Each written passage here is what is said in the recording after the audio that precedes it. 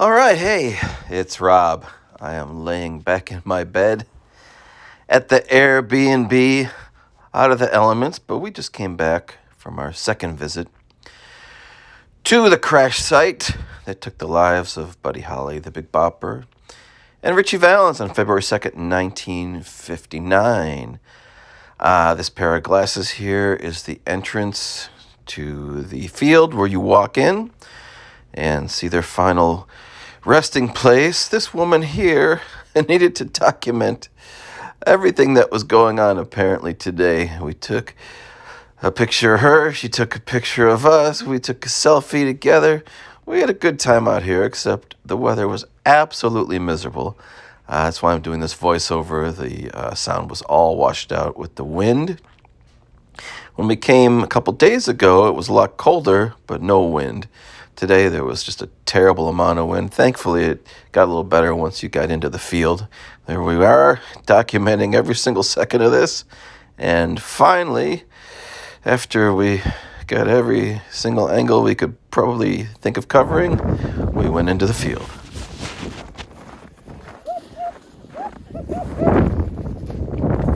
Is it snowy then? Is there some snow? We haven't made it very far.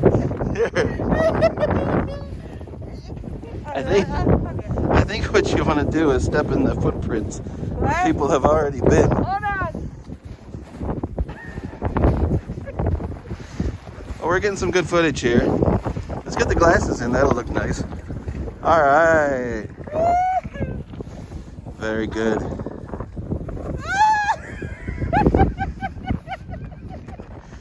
Oh, yeah.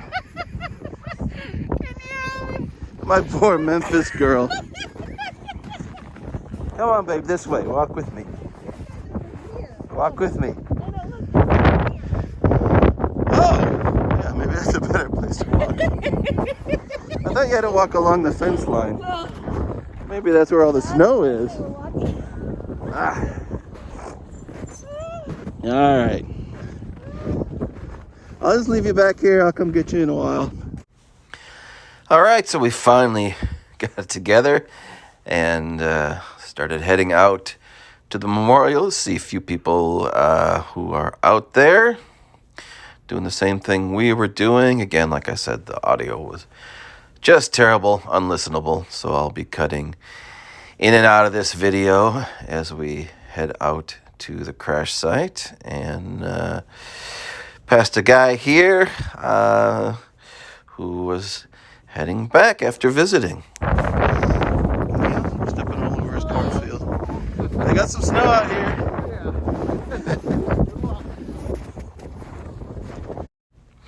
As we mentioned in the first video, this is the Nichols field. They bought it from the Jewell family, and they've had it since the mid-'60s. We are pretty much stepping all over their corn, and they're nice enough to keep this memorial maintained and let people come across their property to see it.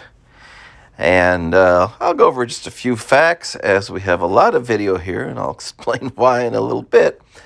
But anyway, so they were all at this winter dance party, which stopped over in Clear Lake at the Surf Ballroom on the night of February 2nd, 1959. The conditions were terrible, and Buddy Holly had tried to get a flight the day before, couldn't find anybody to do it. And here at Clear Lake, there was a guy named Jerry Dwyer who ran a flight service and was able to get them a flight out of Mason City. I believe they were going to Fargo, and he provided the plane. And that's how they ended up where they did. The plane was a 1947 Beechcraft 35 Bonanza. There's always a rumor that it was named the American Pie. Of course, the plane had no name at all. It had a tail number, N3794N. I know because I wrote it on my arm, so I'd remember it. Anyway, so they chartered this plane. There was a lot of jockeying for position as to who was going to end up on the plane.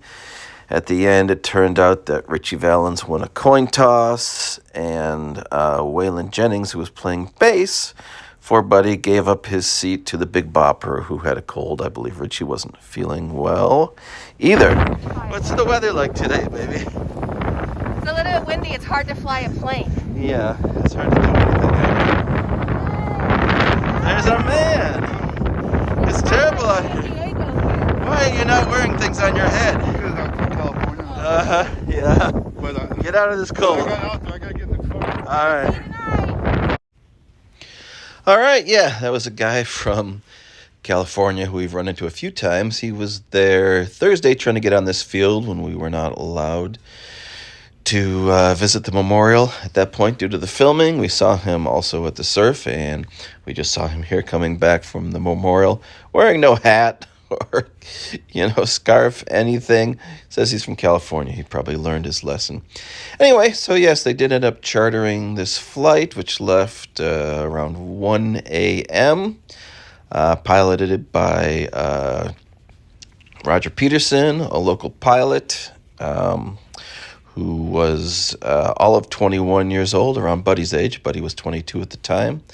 Big Bopper was 28, an old man by then. And, of course, Ritchie Valens, tragically only 17 years old when he lost his life in this snowy field here on February 3rd, 1959. The plane took off. The conditions were deteriorating, and the pilot really was not qualified to fly at night. He, was really only able to fly during the day when he could see where he was going. He was not qualified to fly under what they call instrument flight only rules, and he wasn't really familiar with the instrumentation. He actually was familiar with a different plane, so while he thought he was climbing, he actually wasn't, and he was heading toward the ground, unfortunately.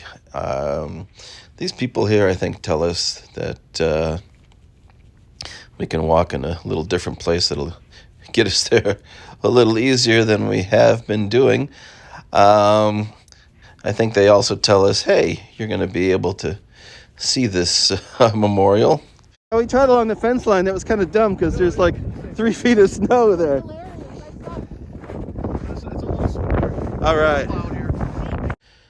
Well, apparently these guys gave us a little too much credit because my lovely wife Edie was walking looking at her shoes, and I was looking at the screen doing a voiceover, which was inaudible, which is what I'm repeating now. As it turns out, we walked right by the memorial, kept on walking. We walked almost to another road, and then we wondered, why are we at another road? Why couldn't we just park here if the memorial's down here? Apparently it's a little difficult to see when the memorial is tucked away in a snowdrift. We'll probably walk right by it in this video and not even notice it. Maybe that was it right there. There's a pole near it. Anyway, so finish the story, which was that they chartered the plane. They left under terrible conditions, and the pilot just wasn't able to handle this type of aircraft in this type of situation. And this was the field they ended up in. Buddy and Ritchie ended up outside the plane, on this side of the field where we're walking. Big Bopper ended up on the other side of the fence line, and there was always a question, was he, able to walk for help and get out of the plane? And as they determined, that was not the case at all, because at some point, the little Bopper, who has now passed away as well, the Big Bopper's son, who never met his father because the Big Bopper's wife was pregnant at the time of the crash. Anyway, the little Bopper had him disinterred. They were moving him to another cemetery, I believe, and they were able to do an autopsy. They reached out to this guy, Bill Bass, who's pretty much the expert on these sort of things, and they did an autopsy to see, was it possible, did he really even walk out of the plane a few steps and try to go for help? And pretty much every bone in his body was broken. They determined that was not going to be the case at all. They also wanted to check and see if he had been shot, because they found Buddy's gun in the field when the field thawed, and Albert Jewell, the owner of the field, found a couple bullets in the gun and fired them off. So there was no way to check and see if the gun had been fired previously or anything like that, and as it turns out, it hadn't. But he kept a gun simply because he had problems with club owners not paying him. So he kept it around in a shaving kit, just in case he needed some encouragement to get these club owners to pay him after the gigs. Another thing I think they found in the field was a pair of his glasses, which ended up in an evidence box, and maybe 40 years later they finally discovered Buddy's glasses in the field. Anyway, getting back to the Big Bopper, the interesting thing is when they disinterred him and opened the casket, he was perfectly preserved, like nothing had ever happened. I guess it wasn't even scary or anything. Whatever they did to him, they did a good job. So the Little Bopper was able to look in his father's face, see what he looked like. He had never seen him before, and at that point the Little Bopper was older than the Big Bopper ever got to be. So it's a fascinating story for sure.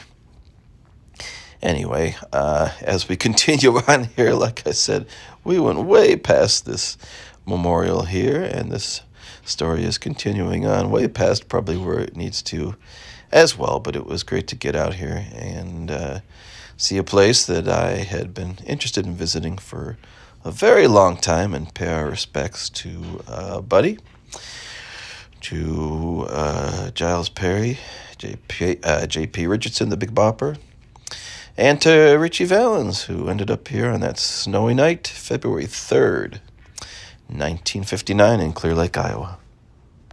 As we pick up the story, what happened? Well, Rob was focused on the video. I was focused on walking. We got almost to the other street, realized we must have passed it. We're way down there. We went about double as far as you need to. And some smart person said, there's no footprints down here. Yeah, I said, babe, nobody else has come down here.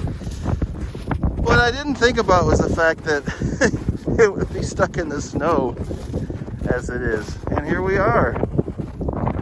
You go first, babe. All right, so this is what you see here once you figure out that you've walked past it. And it's just a small memorial here with the 3 names of the rock stars, the date they ended up in this snowy field, 3 of their recordings here on Coral Records, Peggy Sue, Buddy Song, Mercury, and Delphi. That's Bob Keene's label with Ritchie's song. A little later on, they added a memorial to Roger Peterson, the pilot. Takes a lot of heat for what happened that night, but he was in a tough situation where he had these, very well-known clients who were insisting on flying out. They said they already missed the bus. They had no other way to get out there, so he really had no other choice to take them. He may have not wanted to, considering the conditions that were present that night, and this was the result.